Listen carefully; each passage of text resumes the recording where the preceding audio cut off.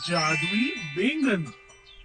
कौशल्या भगवान में बहुत आस्था रखती थी। उसका पति और वो दोनों ही बहुत ज्यादा मेहनत करते थे, अपना घर चलाते थे, लेकिन फिर भी उनके घर से गरीबी दूर होने का नाम ही नहीं लेती थी। उसकी सास इतनी बीमार रहती थी कि सारा पैसा उनकी दवाई और खर्च में ही खत्म हो जाया करता था। माँ जी का इलाज इतना महंगा हो चुका है कि अब जितने भी पैसे आते हैं सभी दवाई में लग जाते हैं। बच्चों की फीस, यूनिफॉर्म और इनका खर्चा उठाने के लिए और पैसे की जरूरत है जी। मैं सोच रही हूँ घर में एक सिलाई मशीन और लगा लेती हूँ। रात में कपड़े सिलूंगी तो थोड़े पैसे ज्यादा आएंगे। अरे कौशल्या, तुम रहने दो। तुम बस माँ और बच्चों का ख्याल रखो। मैं कुछ सोचता हूँ कमाई के बारे में। कौशल्या के पति का काम बहुत अच्छा नहीं चल रहा था।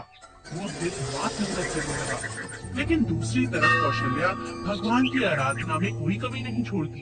एक दिन अपनी तनख्वाह लाकर अपनी पत्नी को देता है। कौशल्या तुरंत उसमें से कुछ पैसे निकालकर गरीबों में बांटने लगती है। तभी उसकी बेटी उससे कहती है, माँ, तुम तो पिताजी से कह रही थी कि पैसे नहीं है और अब तुम गरीबों को मुफ्त में पैसे बांट रही हो। हाँ बेटा, ये तो पुण्य का काम है। चाहे हमारे पास कम पैसे हो या ज्यादा, हमें हमेशा मदद के लिए हाथ बढ़ाना चाहिए। और हाँ, याद रखना, अगर हम दूसरों की मदद करेंगे तो भगवान हमारी मदद करेगा बेटा। कौशल्या का मन बहुत साफ था। भगवान की कृपा से एक दिन सब्जी लेते हुए उसे दो चमकते हुए बैंगन नजर आए। वो उन्हें खरीदकर अपने घर ले आती है।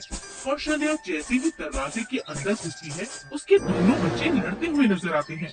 अरे अरे अरे, इसने मेरा खिलौना लिया। नहीं, इसने तोड़ा है मेरा खिलौना। अरे अरे, लड़ते क्यों हो? नया खिलौना मैं ला देती हूँ। इतना कहते ही अचानक ढेरों नए खिलौने उनके घर में आ जाते हैं। यह देखकर सब हैरान रह जाते हैं। माँ, ये बैंगन क्या जादुई है? इनके आते ही खिलौने भी आ गए। हाँ, ऐसा है क्या? काश काश जादुई बैंगन मेरी सास की बीमारी ठीक हो जाए। अचानक कौशल्या की सास उठकर खड़ी हो जाती है और भली चंगी महसूस करती है। अरे बेटी, मैं बिल्कुल ठीक हूँ। हाँ, ये कैसे हुआ? अब धीरे धीरे वो जो भी मांगती थी बैंगन उसे दे दिया करता था। माँ, हम तो बहुत पैसे वाले हो गए। देखो ना, अब तो नया घर है, नई गाड़ी। अब तो तुम्हें कोई परेशानी नहीं है माँ। हाँ, लेकिन अब हमें इस जादुई बैंगन से हर रोज कुछ ना कुछ नहीं मांगना है, बल्कि जो हमारे साथ है और हमारे पास है उसको लोगों से बांटना है। लोगों की मदद करनी है ताकि उनके जीवन में भी खुशहाली आ सके। मैंने कहा था ना, अगर हम लोगों की मदद करेंगे तो भगवान भी हमारी मदद करेगा। हाँ माँ, तुमने ठीक कहा था। अब कौशल्या अपने परिवार के साथ खुशी खुशी रहने लगती है। होशियार बुढ़िया। सुभाष नगर जंगल के किनारे बसा एक छोटा सा गांव था। वहाँ पर कमला नाम की बूढ़ी औरत अकेली रहा करती थी। उसने अपने साथ के लिए काफी सारे पशु पाल रखे थे, मगर सबसे प्यारे उसे गाय के दो बछड़े हीरा और मोती लगते थे। वो हीरा और मोती से काफी प्यार करती थी और कभी उन्हें अकेला तक नहीं छोड़ती थी।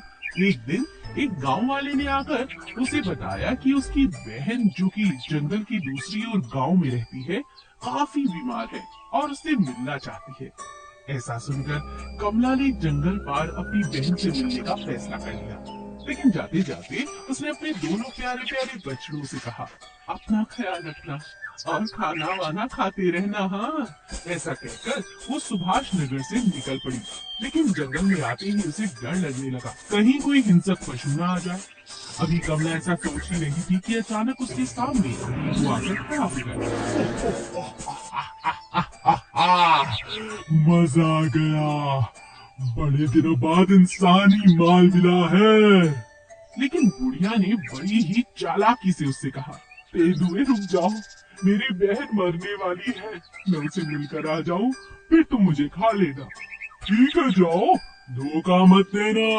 बुढ़िया जैसे ही आगे बढ़ी तभी अचानक एक बहुत बड़ी रीछ उसके सामने आ गई। जैसे ही उसने उस पर हमले करने की कोशिश की, बुढ़िया ने फिर से कहा, तुम मुझे मार कर खा जाना, लेकिन मैं एक बार अपनी बहन से तो मिलाऊं। रीछ ने उसे जाने दिया। थोड़ी देर आगे जाकर जंगल में उसे शेर मिला। शेर भी जैसे ही उसे मारने को हुआ, हमला करने ही वाला था कि बुढ़िया जोर से चिल्लाई और कहा, बस बस बस शेर महाराज, मैं आपसे हाथ जोड़कर विनती कर रही हूँ कि मुझे अपनी बहन से मिलने दो। मैं आपके पास आ जाऊंगी, आप मुझे खा लेना, मैं वादा करती हूँ। शेर ने भी उसे जाने दिया। अपनी बहन से मिलने के बाद जब बुढ़िया शेर के पास आई तो शेर ने कहा, बुढ़िया तूने बहुत देर लगा दी, मुझे बहुत भूख लग रही है, कहाँ थी तुम?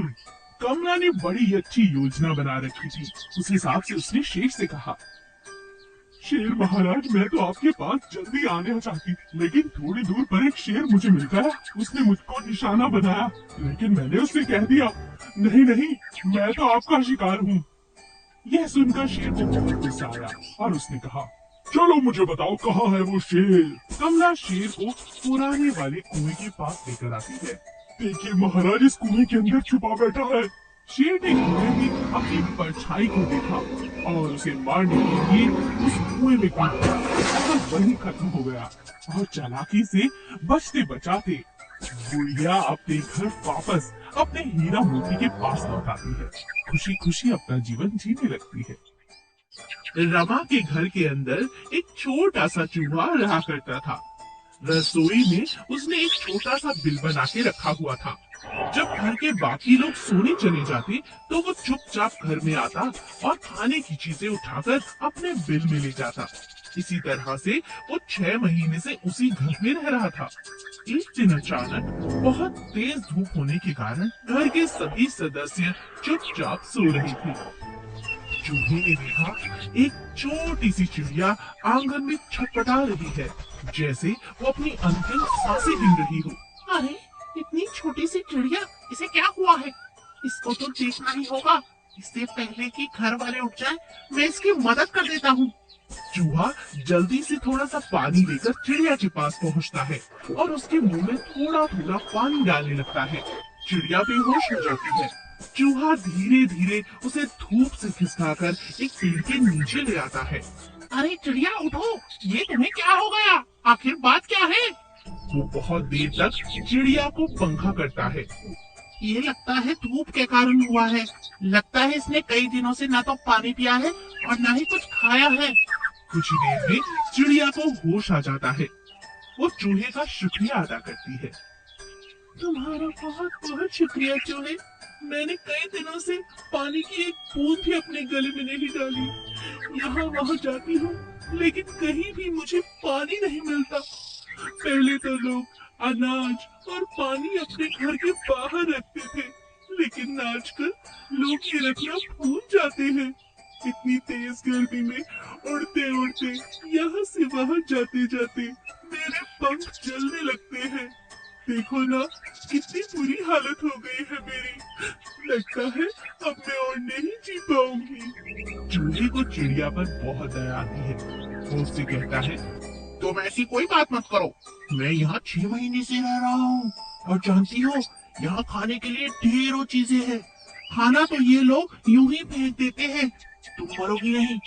आज से हर रोज बाहर मैं तुम्हारे लिए पानी और अनाज रख दिया करूंगा। सच? चूहा हर रोज चिड़िया के लिए अनाज के कुछ दाने और पानी घर के आंगन पर रखने लगा।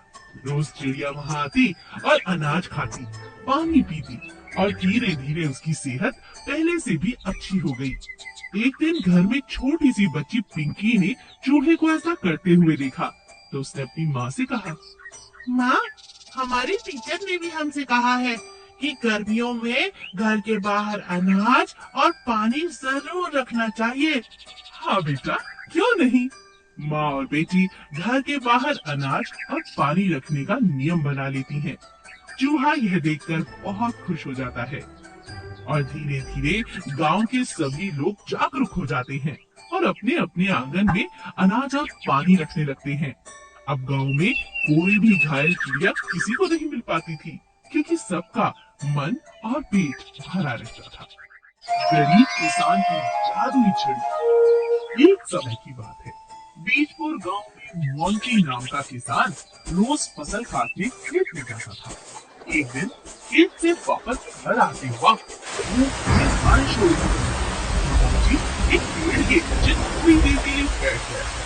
जैसे ही वो घर जाने के लिए खड़ा हुआ, वो गीली मिट्टी में अचानक फंस गया और उसका जूता पूरी तरह से मिट्टी में सन गया और गंदा हो गया। हे भगवान, अब मैं पैदल कैसे घर जाऊंगा? रास्ते में तो बहुत सारे कंकड़ पत्थर होंगे। पूरा जूता पानी और मिट्टी से भर चुका है। तभी उसे अचानक पेड़ के पीछे एक कपड़े की गठरी दिखाई पड़ती है, जिसके अंदर एक जादुई लकड़ी थी। मोंटी उसे देखकर उत्सुक हो जाता है और जैसे ही मोंटी लकड़ी को पकड़ता है, उस मछली में चमक आ जाती है। वो डर के मारे लकड़ी को गिरा देता है। अरे ये क्या? लकड़ी उसके दूसरे जूते में जाकर गिर जाती है और उसका जूता बिल्कुल नया हो जाता है। अरे वाह, ये तो जादुई छड़ी लगती है। ये जरूर एक जादूगर की होगी। ये जादुई है। हे भगवान, बहुत बहुत शुक्रिया। कोई दिख तो रहा नहीं, अब तो ये मेरी हुई ना। मैं तो धन्य हो गया। वो खुश होकर अपने घर जाने लगता है। रास्ते में उसे उसका पड़ोसी राजू दिखाई देता है। राजू उससे कहता है, अरे मोंटी भाई, ये नए जूते कहाँ से लिए? जरा हमें भी तो दिखाओ। मोंटी उसकी बात ना सुनकर सीधा घर चला आता है और घर आकर अपनी पत्नी से कहता है, अरे सीता देखो, मैं तुम्हारे लिए नए जूते लेकर आया हूँ। अरे नए जूते कहाँ से आए हैं? अरे वाह, ये तो बहुत महंगे दिखाई दे रहे हैं मुझे। ये नए जूते इस जादुई छड़ी ने दिए हैं। देखो, अभी मैं तुम्हें जादू दिखाता हूँ। मोंटी घर की हर चीज को छड़ी से छूता है और घर की सभी चीजें नई हो जाती हैं। यह देखकर उसकी पत्नी की खुशी का ठिकाना नहीं रहता। अरे वाह, अब तो हम मालामाल हो गए जी। तुम इस छड़ी को किसी सुरक्षित जगह पे रख दो, कहीं कोई चोरी ना कर ले। मोंटी छड़ी को दरवाजे के पीछे रख देता है। मोंटी के पड़ोसी राजू ने छड़ी का जादू खिड़की से देख लिया था। रात के समय राजू चुपके से उसके घर में घुस आता है और उस छड़ी को चुरा कर अपने घर ले आता है। वो अपने घर जाता है तो उसके घर की सारी चीजें टूटनी शुरू हो जाती है। राजू और उसकी पत्नी जोर जोर से रोने लगे। अरे अरे भाई, तुम्हारे घर की सभी चीजें टूट क्यों रही हैं? ये आवाजें कैसी? मोंटी को देखकर राजू उसे रोते हुए कहता है, मैं चुपके से तुम्हारे घर से जादुई छड़ी चुरा लाया था। वो मैंने खिड़की पे भाभी जी को तुम्हें जादू दिखाते हुए देख लिया था ना। लेकिन छड़ी को लाते ही हमारे घर की सारी चीजें टूटने लग गई हैं। हमारी मदद करो यार। मोंटी तुरंत उस छड़ी को तोड़ देता है और सब कुछ वापस से ठीक हो जाता है। मेरे दोस्त, मुझे माफ कर दो। अब मैं ईमानदारी से पैसे कमाऊंगा, मेहनत करूंगा और फिर कभी चोरी नहीं करूंगा। ये मेरा वादा है तुमसे। दोनों दोस्त आपस में गले लग जाते हैं और ये वादा करते हैं कि कभी किसी जादुई चीज पर भरोसा किए बिना अपनी मेहनत पर भरोसा करके जिंदगी में